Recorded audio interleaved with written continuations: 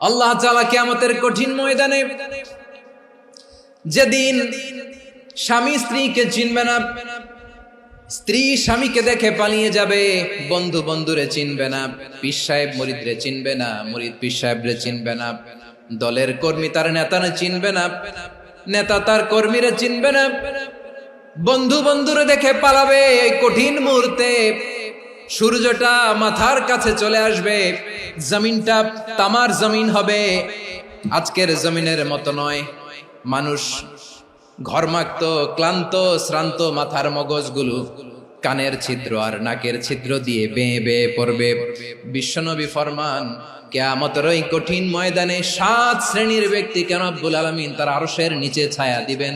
তার মধ্যে প্রথম শ্রেণীর ব্যক্তি হলো ইমামুন আদিল, যে ইনসাফের সাথে বিচার করে, যে জাস্টিস সমাজে সার্ভ করে, যে সুশাসন নিশ্চিত করে, ওই ইমামুন আদিল। আদিল শব্দটা বুঝছেন না? ইন্নাল্লাহা ইয়া'মুরু বিল আদল, পাইছেন? আদিল। 7 শ্রেণীর ব্যক্তিকে আল্লাহ তাআলা সুশীতল আরশের নিচে ছায়া দিবেন, যেদিন তার দেয়া ছায়া ছাড়া কোনো ছায়া থাকবে না। এর প্রথম হচ্ছে ইমামুন আদিল, ন্যায়পরায়ণ শাসক। চিল্লায় বলেন সুবহানাল্লাহ। আবার বিশ্বনবী বললেন, ইন্নাল মুকসিতিনা ইনদাল্লাহি আলা মানাবিরা মিন নূর আন ইয়ামিনির রহমান। কিয়ামতের দিন যারা ন্যায় পরায়ণ হিসেবে আল্লাহর সামনে দাঁড়াবে, কিয়ামতের দিন রব্বুল আলামিন তার আরশের ডান দিকে ওই ন্যায় পরায়ণ লোকদের জন্য আরশের ডান দিকে একটা নূরের মিম্বারে তাদেরকে বসার সুযোগ করে দিবে। আল্লাহর আরশের ডান দিকে ন্যায় পরায়ণ লোকদের জন্য আল্লাহ তাআলা নূরের মিম্বার বানাবে। 4টে কেন কথা মনে করেছেন? আল আদাল, জাস্টিস। ইন্নাল্লাহা ইয়া'মুরু বিল আদল। আল্লাহ তাআলা এই আদালতের নির্দেশনা দেন, সুবিচার, সুশাসন। প্রিয় ভাইয়েরা, এটা আমরা বাংলাদেশে চাই কি চাই না? এই যে অরাজকতা, এই যে অন্যায়, এই যে জুলুম, এই যে ইনকনসিস্টেন্সি সমাজের অসঙ্গতির প্রধান কারণ জাস্টিস নাই, সুবিচার নাই, সুশাসন নাই। শেষবারের মতো আওয়াজ করে বলেন তো, আমরা বাংলাদেশে আদল চাই কি চাই না? তাহলে প্রথম নির্দেশনা শেষ। আল্লাহ তাআলা তোমাদেরকে আদলের আদেশ দেন। এরপরে আল্লাহ বললেন, আমি তোমাদেরকে ইহসানের আদেশ দেই। ইন্নাল্লাহা ইয়া'মুরু বিল আদলি ওয়াল ইহসান। আমি তোমাদেরকে যেমনি আদলের নির্দেশনা দেই, তেমনি ভাবে তোমাদেরকে ইহসানের নির্দেশনা দেই। ইহসান, আওয়াজ করে সবাই বলেন তো ইহসান। ইহসান মানে কারো প্রতি সফট হার্টেড হওয়া, মহানুভব হওয়া, অনুগ্রহ পরায়ণ হওয়া, অনুগ্রহশীল হওয়া, একে অপরের প্রতি দয়াদ্র হওয়া। একে অপরের প্রতি দয়াদ্র, অনুগ্রহশীল হওয়া ছাড়া মানবিক সমাজ কশিনকালেও গঠন করা সম্ভব না। প্রিয় ভাইয়েরা, সুন্দর আচরণ দিয়ে, ইহসান দিয়ে যা জয় করা যায়, নরম আচরণ দিয়ে যেটা অর্জন করা যায়, কঠোরতা দিয়ে সেটা পারা যায় না। বিষ্ণু ঈসা ইসলাম ইহসান দিয়ে, কোমল আচরণ দিয়ে, তার অনুগ্রহ দিয়ে তিনি অনেক কাফিরের হৃদয়কে জয় করে ফেলেছেন। সাইয়েদনা সুমামা ইবনে উসাল রাদিয়াল্লাহু তাআলা আনহুর কথা মনে পড়ে যায়। তিনি ছিলেন ইয়ামামার বাদশা। মদিনাতে বিশ্বনবীকে হত্যা করার নিয়তে এসেছিলেন। গোপনে গোপনে বিশ্বনবীকে হত্যা করে আবার ইয়ামামাতে তিনি ফিরে যাবেন। কিন্তু কি অবাক করা কাণ্ড, হত্যা করতে পারে নাই, সাহাবাদের হাতে তিনি ধরা পড়ে গেলেন। সাইয়েদনা সুমামা ইবনে উসাল রাদিয়াল্লাহু তাআলা আনহু হত্যার নিয়তে আসলেন, কিন্তু হত্যা করতে পারলেন না। সাহাবারা ওনাকে ধরে ফেললেন, ধরে মসজিদে নববীর পিলারের মধ্যে বেঁধে রাখলেন। সুমামা ইবনে উসাল, সিরাত থেকে শুনে, সিরাত থেকে শোনাচ্ছি, রাদিয়াল্লাহু তাআলা আনহু ইয়ামামার অধিপতি ছিলেন। বিশ্বনবীকে হত্যার জন্য আসছেন, ধরা পড়ে গেছেন, এখন মসজিদে নববীতে বেঁধে রাখছেন। তার মানে বন্দী। এখন স্ট্যাটাস কি? বন্দী, ক্যাপটিভ। তো বিষ্ণু ঈসা ইসলাম সাহাবাদেরকে বললেন, তার খোঁজ খবর নিও, সুমামা ইবনে উসালের খোঁজ খবর নিও। সাহাবার বলেন, ইয়া রাসূলুল্লাহ, আপনাকে হত্যা করতে এসেছে, তার তো কঠিন ক্যাপিটাল পানিশমেন্ট হওয়া দরকার, কঠিন শাস্তি হওয়া দরকার। বিশ্বনবী বললেন, না, আমি যেটা জানি তোমরা সেটা জানো না, তোমরা সুমামার সাথে ভালো আচরণ করো। বিশ্বনবী সুমামার কাছে গেলেন। প্রথম দিন যে তিনি কালেমার দাওয়াত দিলেন, ইমানের দাওয়াত দিলেন, ইসলামের দাওয়াত দিলেন, রিসালাতের দাওয়াত দিলেন, আখিরাতের দাওয়াত দিলেন। পরের দিন যে বিশ্বনবী সালাতের দাওয়াত দিলেন, যাকাতের দাওয়াত দিলেন, ইসলাম কি, কিভাবে, কেমন করে পালন করতে হয় চমৎকার আর্টিকুলেট করতে শুরু করলেন। তন্ময় হয়ে সুমামা ইবনে উসাল রাদিয়াল্লাহু তাআলা আনহু বিশ্বনবীর কথাগুলো শুনতে আরম্ভ করলো। একদিন নয়, 2 দিন নয়, টানা 3 দিন বিশ্বনবী সুমামার কাছে ইসলামকে প্রেজেন্ট করেছেন, উপস্থাপন করেছেন। আওয়াজ করে বলেন, কয় দিন? 3 দিন। 3 দিন মসজিদে নববীতে বাধা।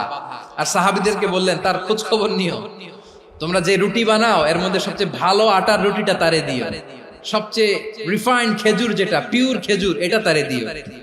আর বিশ্বনবী নিজের উট থেকে দুধ দহন করে ওনার বাড়ির এক কর্মচারীকে বলেছেন, দুধ দহন করে সুমামার জন্য নিয়ে যেও। সুবহানাল্লাহ পড়বেন না? সবাই তো অবাক, ইয়ামামা থেকে আসছে নবীকে হত্যা করতে, বিশ্বনবী দেখে তারে জামাই আদর করে। একদিন নয়, 2 দিন নয়, টানা 3 দিন বিশ্বনবী এভাবে সুমামার কাছে যেয়ে ইসলামকে প্রেজেন্ট করতে আরম্ভ করলেন, ইসলামকে উপস্থাপন করতে শুরু করলেন। আর তাকে চমৎকার এন্টারটেইনমেন্ট, আপ্যায়ন দিতে আরম্ভ করলেন। টানা 3 দিন যখন ইসলামের দ্য বিউটিজ অফ ইসলাম, ইসলামের সুমহান বাণী, সৌন্দর্য তার কাছে উপস্থাপন শেষ, তাকে আপ্যায়ন শেষ, বিশ্বনবী বললেন সাহাবাদেরকে, যাও এবার সুমামার হাতের পায়ের রশি দুটো খুলে দাও।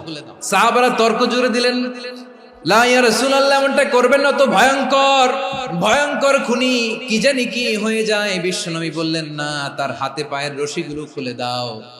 সাহাবারা বিশ্বনবীর কথা মতো তার হাতে পায়ের রশিগুলো খুলে দিল। সুমামা মুহূর্তের মধ্যে মসজিদে নববী থেকে বের হয়, ইয়ামামায় ফিরে না যে মসজিদে নববীর পাশে একটা খেজুর বাগান ছিল, সেখানে চলে গেলেন। সেখানে একটা ছোট্ট কুয়া ছিল, কুয়ার পানি দিয়ে তিনি গোসল করলেন। সুবহানাল্লাহ পড়েন। কুয়ার পানি দিয়ে গোসল করে মসজিদে নববীর সামনে এসে বিশ্বনবী এবং সাহাবাদের সামনে দাঁড়িয়ে সাব্বাবা উঁচু করে বললেন, আশহাদু আল্লা ইলাহা ইল্লাল্লাহ ওয়া আশহাদু আন্না মুহাম্মাদান আবদুহু ওয়া রাসূলুহু। আমি সাক্ষ্য দিচ্ছি আল্লাহ ছাড়া কোনো ইলাহ নাই, আর মুহাম্মদ আল্লাহ তাআলার প্রেরিত বান্দা এবং রাসূল। প্রিয় ভাইয়েরা, ইহসান দিয়ে যা জয় করা যায়, কঠোরতা দিয়ে সেটা কঠিনকালেও জয় করা যায় না। আওয়াজ করে বলেন, ঠিক কি না? এবার সুমামা দাঁড়িয়ে বলে, ওগো নবী, আমি তো কালিমা পড়ে মুসলমান হয়ে গেলাম, এবার শোনেন, এই মুহূর্তের আগে আপনার চেহারার চাইতে নিকৃষ্ট কোনো চেহারা আমার কাছে ছিল না, কিন্তু শাহাদা পাঠ করার পরে আপনার চেহারার চাইতে উত্তম শ্রেষ্ঠ কোনো চেহারা আমার কাছে আর নাই।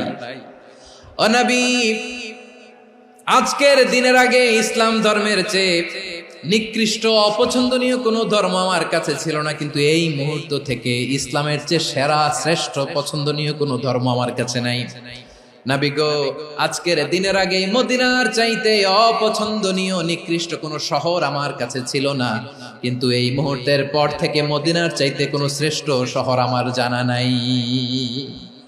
সে ছিল গমের বড় ডিলার, গম বেচত। কি বেচত? তার গম কিনে মক্কার লোকেরা রুটি খাইতো। সে ঘোষণা দিল, আজকে থেকে মক্কাবাসীদের জন্য সব গম আমি হারাম করে দিলাম, মক্কাবাসী এখন না খেয়ে মরে। সুবহানাল্লাহ পড়বেন না? মক্কাবাসী বিশ্বনবীর কাছে আসলেন, এসে বললেন, মুহাম্মদ, আমরা তো তোমার ভাই, তোমার চাচা, তোমার ভাতিজা, তোমার আত্মীয়, তুমি সুমামারে বলো সে যেন আবার গমের সাপ্লাই মক্কার জন্য অনুমতি দিয়ে দেয়। বিশ্বনবীর অনুমতি ক্রমে সুমামা আবার মক্কাতে গম পাঠাতে শুরু করলো। পড়েন সুবহানাল্লাহ। ইহসান, ইহসান দিয়ে আপনি যেটা জয় করতে পারবেন, you can win the heart of your enemies. ইহসান দিয়ে আপনি আপনার শত্রুর হৃদয়কে জয় করতে পারবেন। এজন্য আল্লাহ বললেন, ওয়া আনফিকু ফি সাবিলিল্লাহি ওয়া লা তুলকু বিআইদিকুম ইলাত তাহলুকা ওয়া আহসিনু ইন্নাল্লাহা ইউহিব্বুল মুহসিনিন। তোমরা আল্লাহর রাস্তায় দান করবে আর নিজেরা নিজেদেরকে ধ্বংসের হাতে ঠেলে দিও না। তোমরা একে অপরের প্রতি ইহসান করবে, কারণ ইহসানকারীদেরকে আল্লাহ বড্ড ভালোবাসেন। সুবহানাল্লাহ পড়েন। আবার সূরা রহমানে আল্লাহ বললেন, হাল জাযাউল ইহসানি ইল্লাল ইহসান ফাবিআইয়ি আলা, সবাই পড়েন, ফাবিআইয়ি আলাই রাব্বিকুমা তুকাযযিবান। ইহসানের প্রতিদান হিসেবে ইহসানি হয়। বিশ্বনবী সুমামার প্রতি যেমন ইহসান করেছেন, সুমামাও ঠিক তেমন ইহসান ফিরিয়ে দিয়েছে। ঠিক কিনা বলেন? তাহলে এক নম্বরে হচ্ছে আদ, ন্যায় বিচার। দুই নম্বরে